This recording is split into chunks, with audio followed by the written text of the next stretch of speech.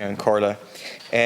Minister, in the last budget you increased social welfare rates by a measly 2.5%. Now we've seen inflation in the last year of 7% or more.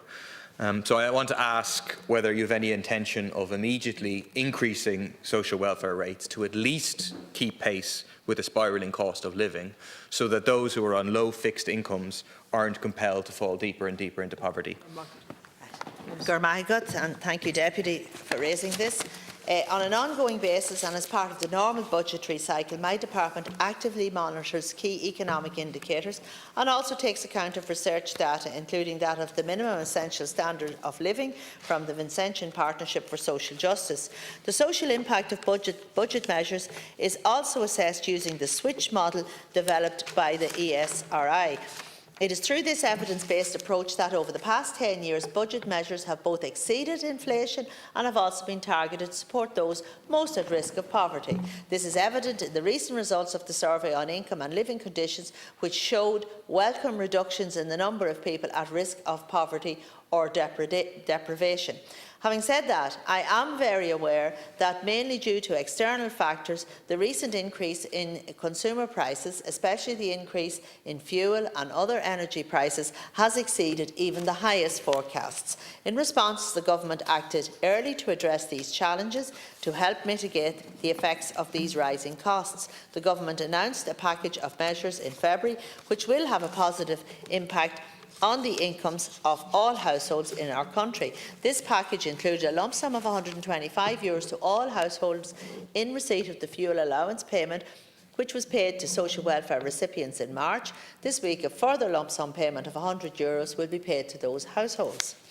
Taken together with the €5 increase in fuel allowance introduced as part of Budget 2022, this means that low-income households will see an increase of 55% in fuel allowance support provided during this fuel season compared to last season, in conjunction with the electricity costs emergency benefit payment. Such households will receive over €600 in additional energy supports this year. Deputies will also be aware of the measures taken by the Minister for Finance to reduce duties on fuel and retain the low level of VAT on hospitality services. The Minister for Transport has also reduced public transport fares by 20%. These measures are in addition to others introduced as part of Budget 2022, including the largest social welfare budget package in 14 years, and are more expansive than measures introduced in other countries. Thanks. The Government likes to talk a lot about the cost of living being caused by factors outside of their control. But look at the things that are in the Government's control. Social protection is set at poverty levels.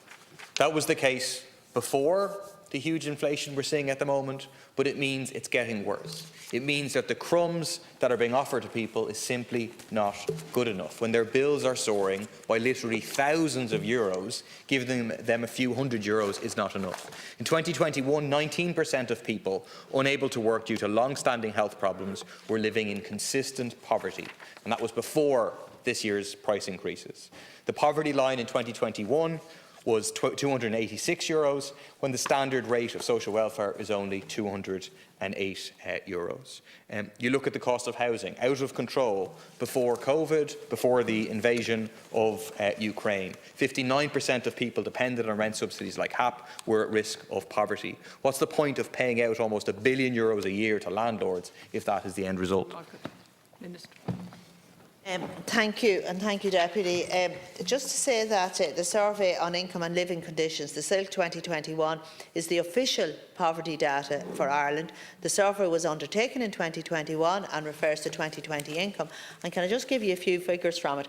Consistent poverty reduced from 4.7% in 2020 to 4% in 2021. At risk of poverty reduced from 13.2% to 11.6%. The deprivation rate reduced from 14.3% to 13.8%. In 2021, social transfers resulted in reducing the at-risk of poverty rate from 38.6% to 11.6%. In 2021, COVID-19 income supports reduced the at-risk of poverty rate from 19.9% to 11.6%. Consistent poverty for children reduced from 7.2% in 2020 to 5.2% in 2021, and consistent poverty for lone parents reduced from 19.3% to 13.1%. Thank you, Mr. Deputy.